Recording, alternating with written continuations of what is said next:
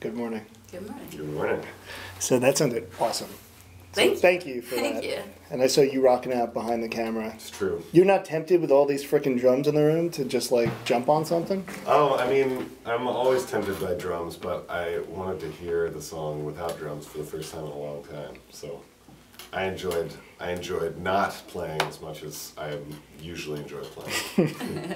It's some intense air drumming off camera. Yeah, well, that was even air tambourine, I think. Yeah? Is that what that was? Even in my non-playing mode, I was playing the acoustic version of what I would play. So talk to me about like developing your sound, because like I was talking to you before, we went on camera, where it's just I get a total like mid-90s vibe, and I love that, but it's not like a total like 90s ripoff by any means. It's just like very subtle that it comes through. I would say, well, Sleepy Kitty heavily bonds over Pavement, and the 90s lineup of The Fall, I would say too, and and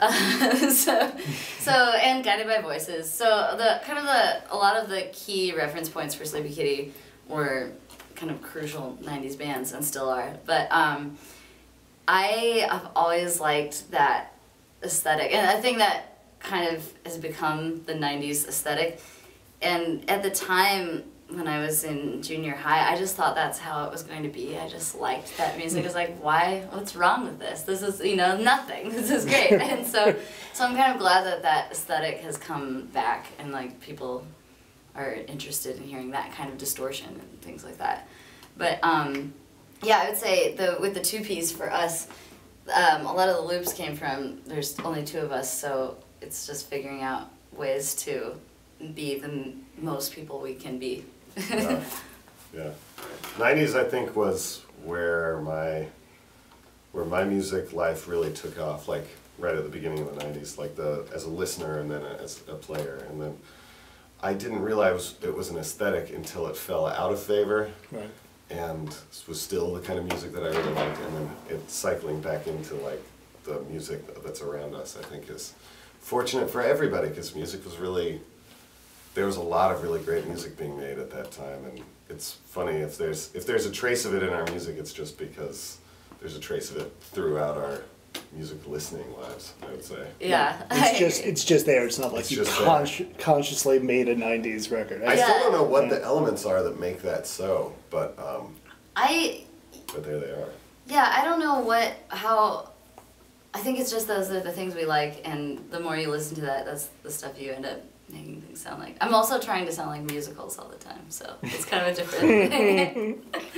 They were big in the 90s yeah, too. that's true. I mean, you come from like literally a 90s background, being in a band and all that. Much easier just working with one person as opposed to like... It's tricky. Harvey Danger was a 4-piece that swelled to a 6-piece for a little while. Sleepy Kitty is a 2-piece that constantly flirts with the idea of more pieces, but I would say actually it's really challenging. The 2-piece is really challenging. Every area where you pick up some freedom, like there's fewer bassists to get drunk and lost in New York.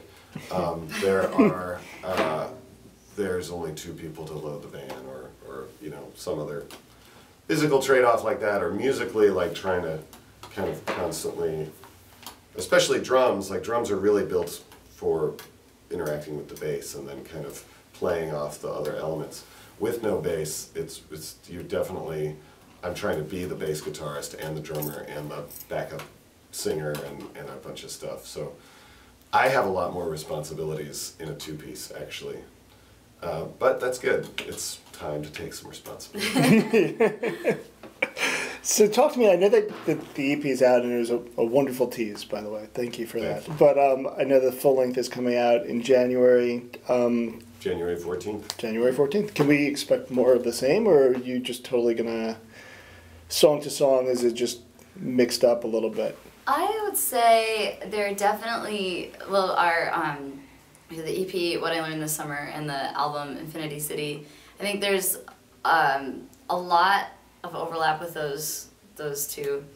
pieces of work, kind of in the palette of some of the distortion sounds and vocal sounds.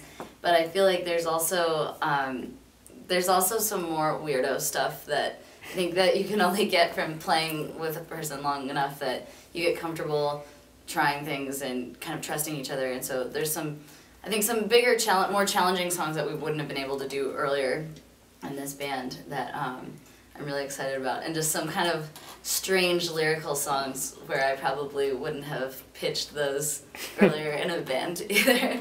There's also more guitar solos in this album. That's true. There's a lot of guitar solos. Which is, I think, just Paige deciding that she was allowed to do that, honestly. And plus those years of practice. Yeah.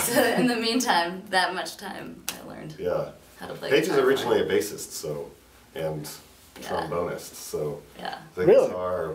Yeah, that was the first band I was in. I played trombone in a ska band. So. Oh, nice. Yeah. Yeah. That's pretty cool. So the album, I think, the first album was about trying to figure out the relationship.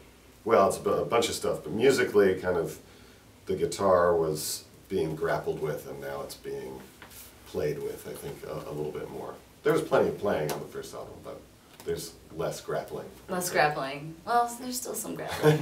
You grapple until you're like, now I can play that. Now I gotta grapple for something else.